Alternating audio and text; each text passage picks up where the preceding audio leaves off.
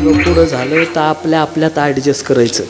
आपलं यायला नाही कळलं पाहिजे आणि यायचं आपल्याला नाही कळलं पाहिजे, याला ॲडजस्टमेंट म्हणतात. आणि ॲडजस्टमेंट करायलाच पाहिजे. मला इथं या छत्रपती संभाजीनगरला कीर्तन होतं आणि आमचा मित्र राहतो तिथं बजाजनगरला, ते डिपार्टमेंटमध्ये कामाला आहे. आम्ही वर्ग मित्र, त्याचं नाव सुनील आहे. मी अजून त्याला सुन्याच म्हणतो. आता ते मोठ्या पोस्टवर गेलं तरी सुद्धा मी त्याला सुन्याच म्हणतो. तो मला तुम्ही नका चान्स मारू फक्त. मी त्याला सुन्या म्हणतो, तो मला आण्या म्हणतो.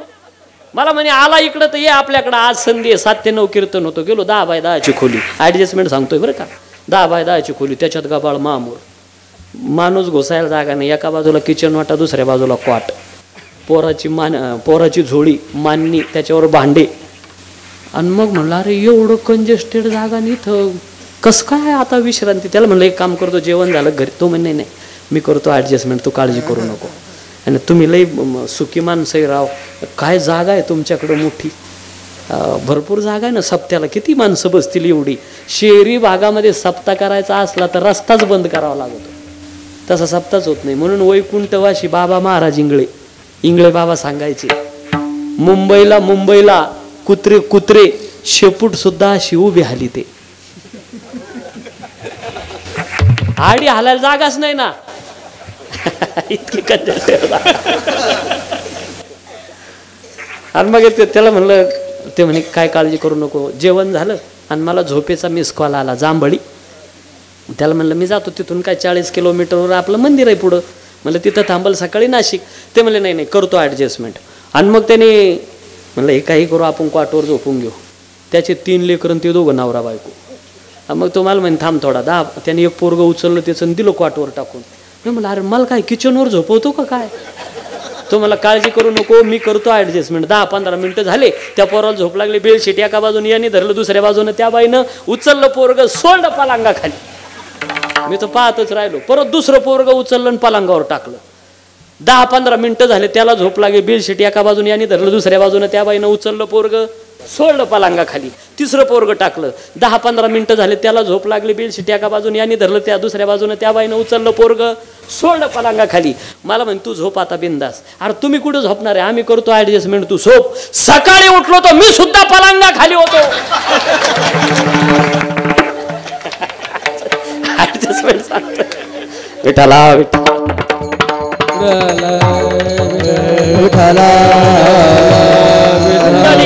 हरी विठ्ठल माऊली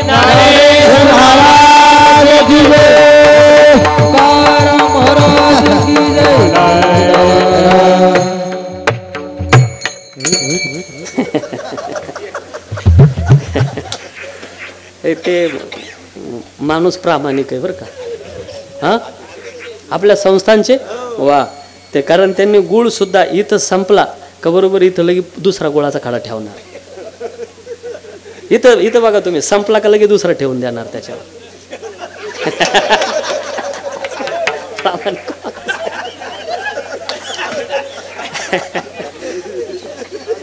ते आमच्या ह्याला वैजापूरमध्ये आमचं एक गाव आहे, त्या जांभरखेड्याजवळ. तिथं एक जण गुळ ठेवायला बसलेलं. मला थोडा गायचा नाद. त्याने आपलं लगेच गुळाचा खडा, मी जर गायला लागलो का वा वा क्या बात है,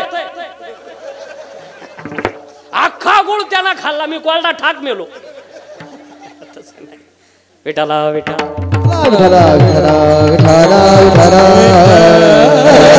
पुत्र संतती नाही.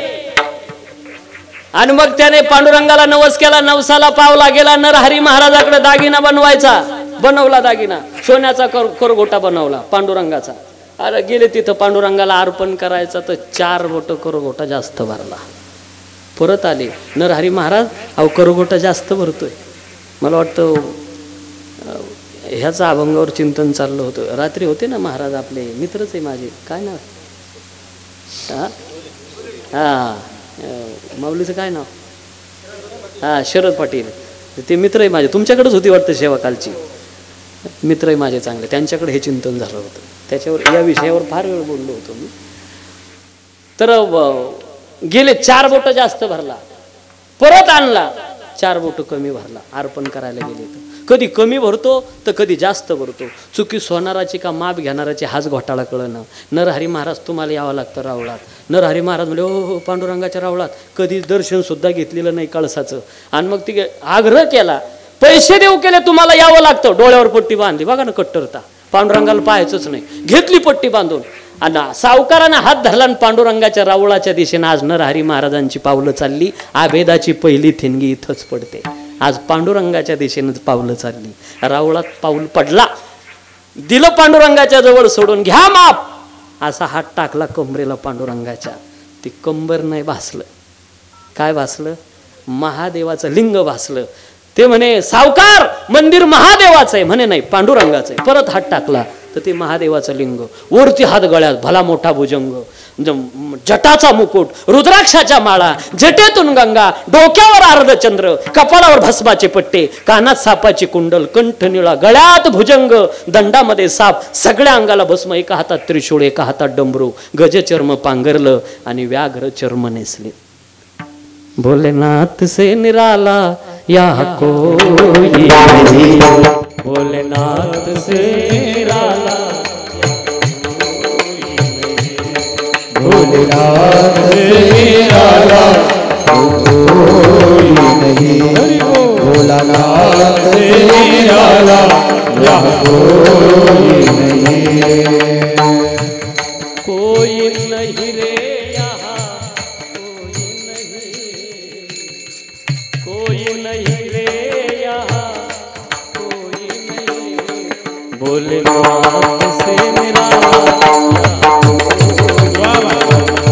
भोलेनाथ से निराला या कोई नहीं रे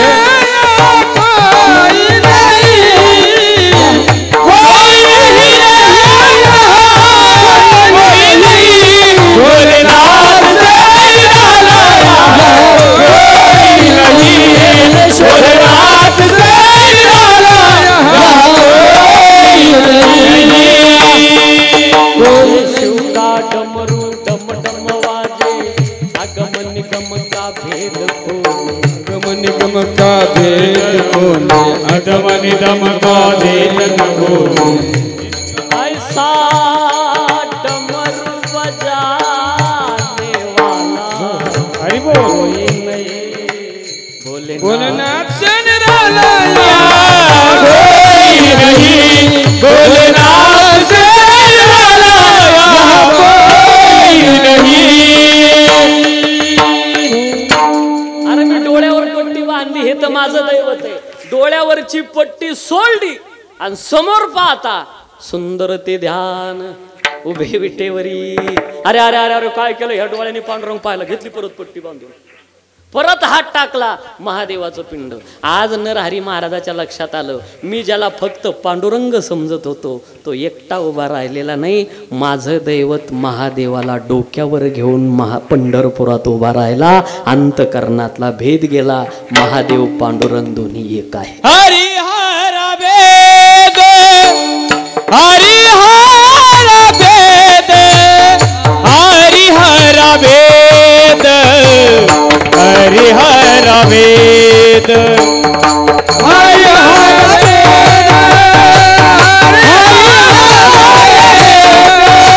हरिहर वेद, हरिहर वेद, काइन का करुवाद, काइन का करुवाद, एक बेगा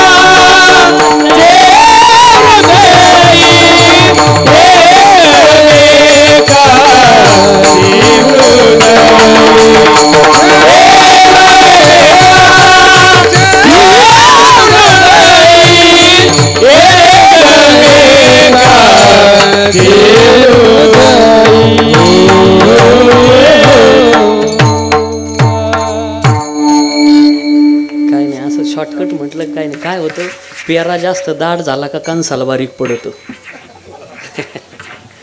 एक एकाचे हरी आरा भेद नाही नका करू वाद, एक एकाचे हृदयी गोडी साखरेच्या ठाई.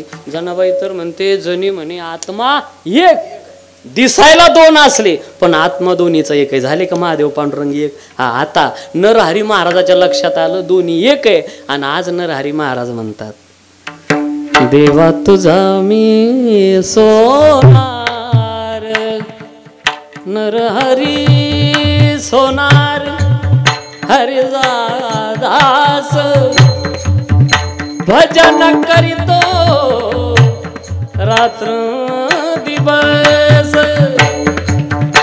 नामाचा व्यवहार. देवा तुझा मी सोनार सोनार. झालं महादेव पांडुरंग एक म्हणून तुकोबरायाच्या पातीवर त्याला वाद येत नाही. ब्रह्महत्येच्या पातकाला सामोरं जावं लागत नाही. तुकोबराने पत्र लिहायला घ्यावं, त्याच्यामध्ये टाकावं का तुम्ही विश्वाचे नाथ आहात, मी दीन आहे, रंक आहे, अनाथ आहे. अभंगाच्या पहिल्याच्या तुम्ही विश्वनाथ, तुम्ही विश्वनाथ, तुम्ही विश्वनाथ, तुम्ही विश्वनाथ, तुम्ही विश्वनाथ, तुम्ही विश्वनाथ, तुम्ही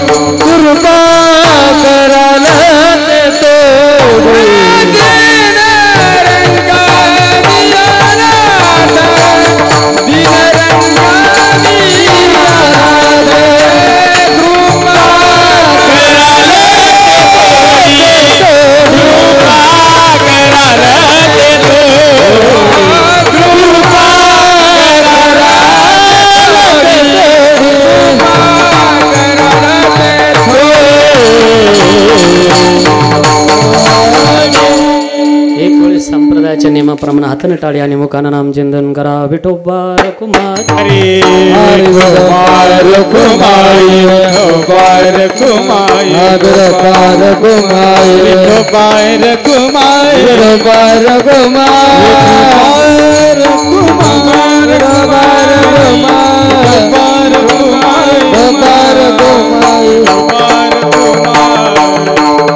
हरे बार कुमारी, महाराज की जय, संभाजी महाराज की जय. विठाला विठाला विठाला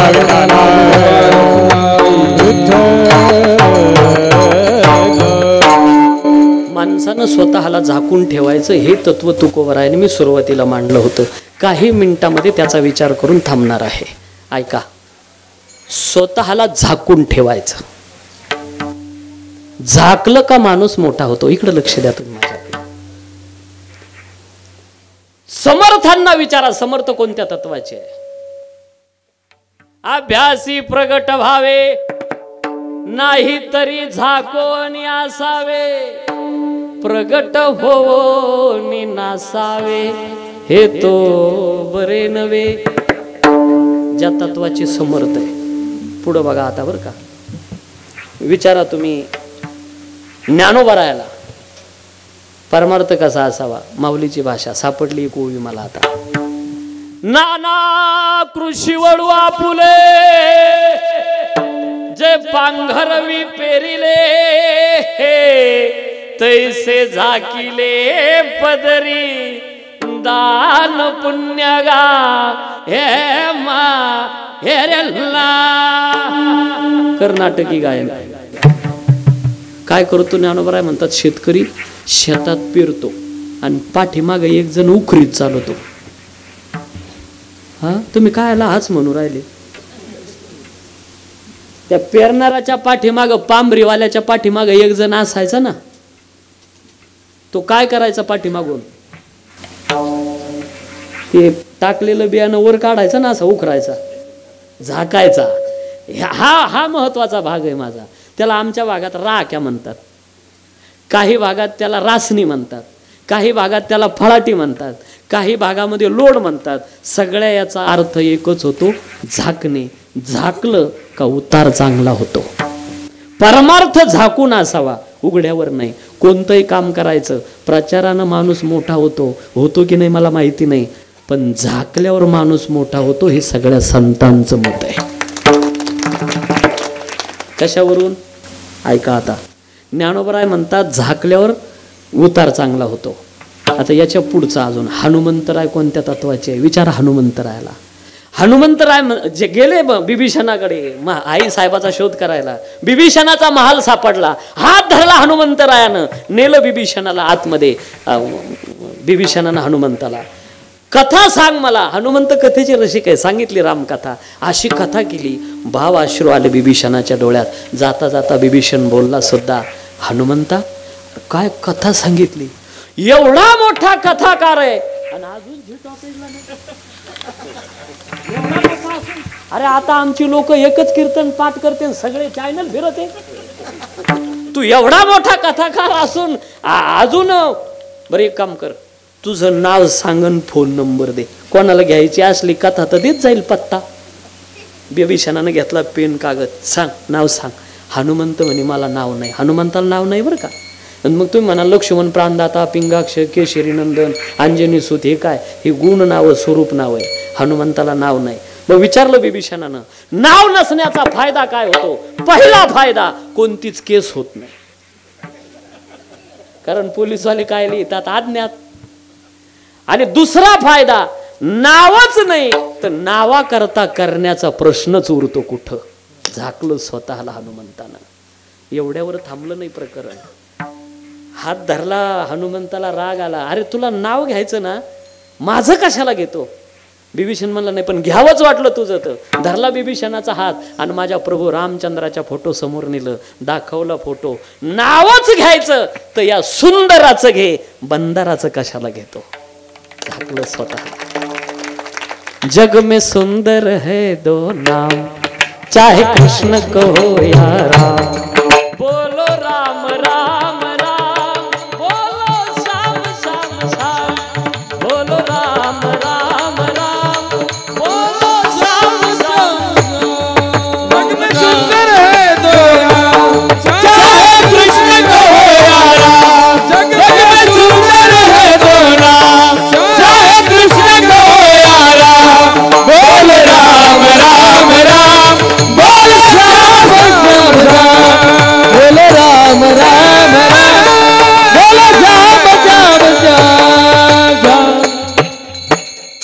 झाकलं स्वतःला हनुमंतरायानं. शेवटचा मुद्दा झालं कीर्तन माझं वालं.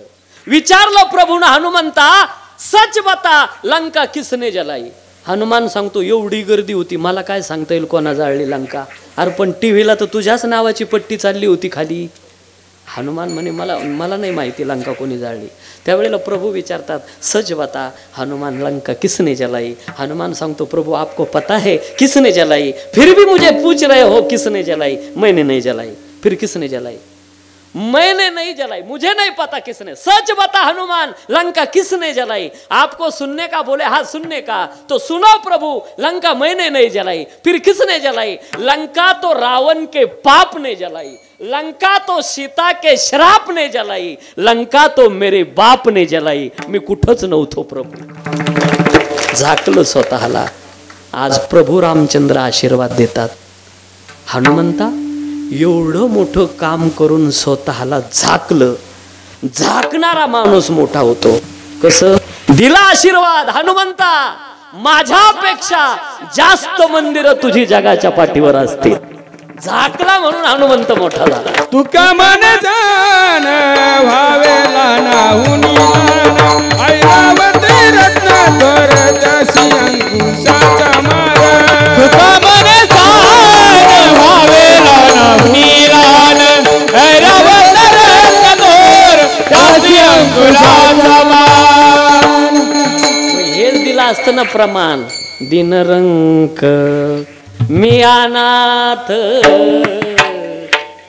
मी दिन आहे, रंक आहे, अनाथ आहे, बराडी. झाकलं का माणूस मोठा होतो. तुकोबरायचा अधिकार सामान्य नाही. जगाचा ग्रास करणारा काळ थर थर कापतो. माझ्या अल्पमती बुद्धीप्रमाणे अभंगावर बोलण्याचा प्रयत्न केला. खरं तर वेळ थोडा कमी पडला मला. जर कधी पुढच्या वर्षी आलोच काय मजा आहे, काय मजा आहे. हे बा मागची भीत पडकी असली तर चालती, पण निदान पुढची रंगरंगोटी देऊन. ग्रामीण भाग आहे आपला, दिवसभर काम करायचं आणि कीर्तनात बसायचं. आणि दुर्मिळ बाबा आहे, झोप कोणाला येत नाही झोप. अहो मोठमोठ्या लोकांना झोपेची वाट पाहावी लागती राव. गोळ्या खाव्या लागतात झोपेच्या. पहिले अगोदर चालतं, नंतर नंतर आतमध्ये जाऊन गोळ्या झोपी जातात, पण याला झोप येत नाही. झोप मोठी. श्रीमंताला चांगली झोप येते का गरीबाला? कळतं आपल्याला, कळतं, हे सगळं कळतं. हा, गरीबाला चांगली झोप येते. श्रीमंत लोकाला चांगली झोप लागावी. तुमच्या वझर सरकटेच्या श्रीमंतांना माझा प्रेमाचा सल्ला आहे. त्यांना जर चांगली झोप लागावी असं जर वाटत असेल तर त्यांनी आपला सगळा पैसा कीर्तनकारांना वाटून द्यावा. नका कीर्तनकाराला देऊ. आपल्या धर्माचा, माझ्या धनेश्वराचा एवढा मोठा उत्सव चालला आणि पुढच्या वर्षी याच्याही पेक्षा मोठा व्हावा म्हणून इथं तरी दान करा. इथं करा ना, दिल्यानं. अरे तो बाबा तुम्ही एका हाताने द्या, 100 हातानं तुम्हाला पाठवेल. तो कोणाचंच काही ठेवत नाही. त्याच्या दारातच बोर्ड आहे, घेसी तेव्हा देसी आणि आयसा असं शिवदार. म्हणून